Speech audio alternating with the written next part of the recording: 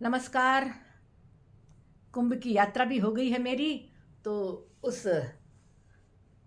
यात्रा से, उस कुंभ स्नान से, उस पवित्र स्नान से एक नई ऊर्जा का संचार है। उस ऊर्जा के साथ, उस श्रद्धा के साथ पुनः आप सबके बीच उपस्थित हूँ। मेरा वीडियो पसंद आए तो लाइक करिए, शेयर करिए और सब्सक्राइब भी करिए। आज वाद्यों के बारे में कुछ बात करूं, इससे पहले मैं चाहती हूं कि एक प्रश्न जो छूट गया उसका जवाब मैं नहीं दे पाई आपको। जब मैंने घंटों के बारे में, मंदिर की घंटियों के बारे में बताया था, तब चर्च के घंटे के बारे में भी बात की थी। और जब चर्च के घंटों के बारे में बात की थी तो उस समय मैंने बैप्टिज्म ऑफ बेल्स के बारे में बताया था। उसमें से एक मेरी मित्र ने पूछा कि कृपया इसको थोड़ा सा बताएं आप, ये बैप्टिज्म ऑफ बेल्स क्या है।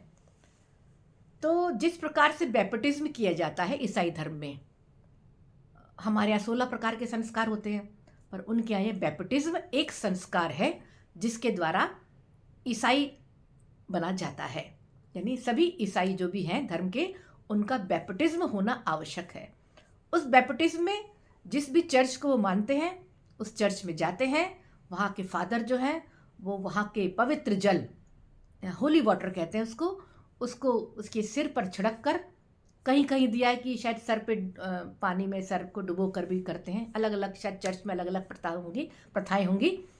तो वो जल उसके सर पर डाला जाता है और उसके सर पर डालकर ऐसा माना जाता है कि ईश्वर का, उस ईसा मसीह का उस पर आशीर्वाद अब मिल गया है। उसका जीवन इस प्रकार में बहुत अच्छा रहेगा। तो ये ईसाइयों का एक संस्कार है। बैप्टिज्म ऑफ बेल्स भी ऐसे ही है।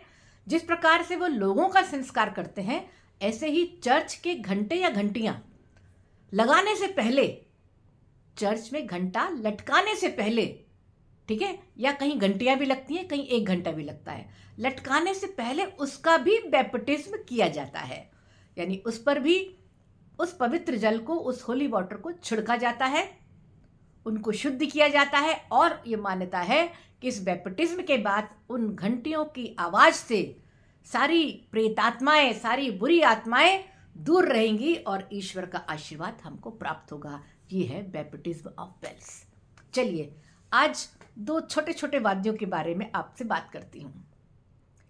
ये वाद्य एक है कर्नाटक का जगते। ठोस धातु का बना होता है। जगते ठोस धातु का बना है। एक बड़ा सा कटोरा नुमा कह लीजिए, या आपने देखा होगा मध्य प्रदेश में कहीं कहीं बेला चलता है लड़की की शादी के समय, विदाई के समय समधी को बेला में चावल डाल के दिए जाते हैं। अष्ट धातु का वो भी बना होता है। ये जगते भी अष्ट धातु का बना है, जिसको लकड़ी से बजाया जाता है। मैं चित्र दिखाती हूं।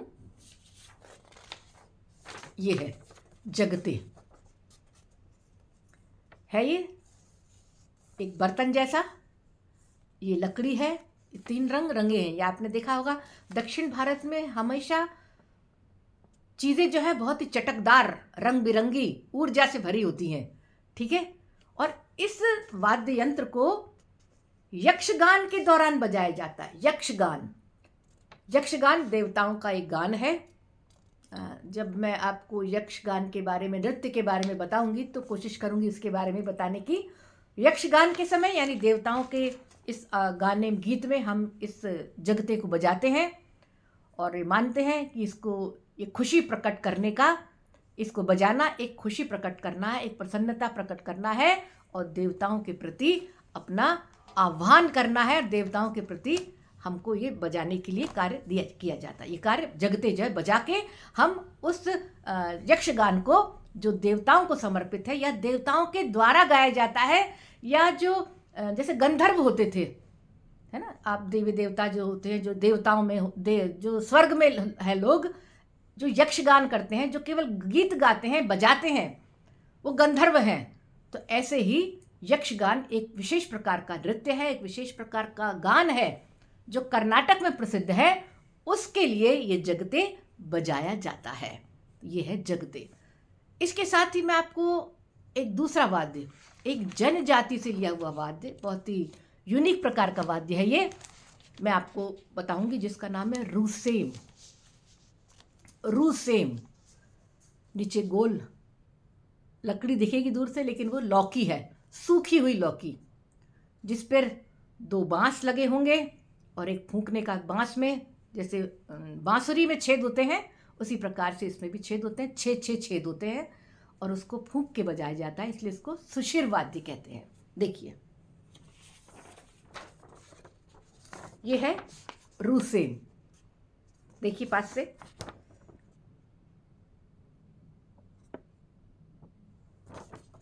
ये लौकी है, ये बांस के 2 वो हैं और ये जो है यहां से इसको फूंक कर बजाया जाता है।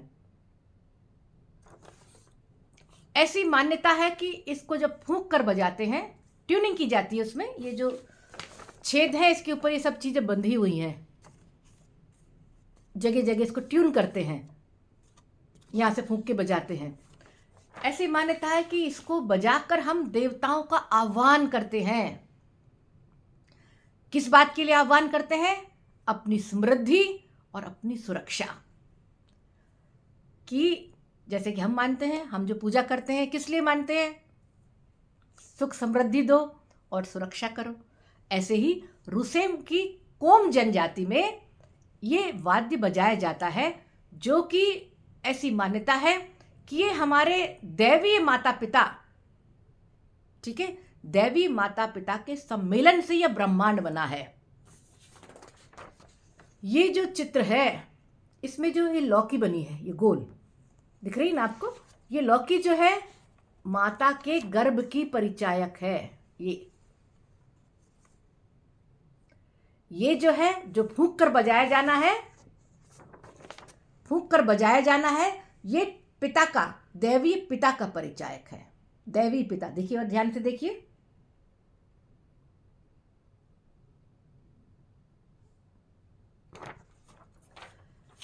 फूंक कर जब बजाते हैं, यानी दोनों के सम्मेलन से इस ब्रह्मांड का जन्म हुआ, इस सृष्टि का जन्म हुआ। तो हम ये मानते हैं कि दैवी माता पिता जो है, इनसे ही सारी सृष्टि बनी, इनसे ही हम सब आए। तो ये दैवी माता पिता ने जब ब्रह्मांड की रचना की है, इस सृष्टि की रचना की है, जो कि प्रसन्नता का सूचक है।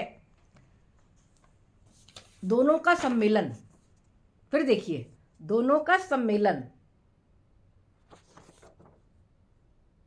ये दैवीय गर्भ माता का प्रतीक, ये पिता का प्रतीक, दोनों के सम्मेलन से इस सृष्टि की रचना हुई है।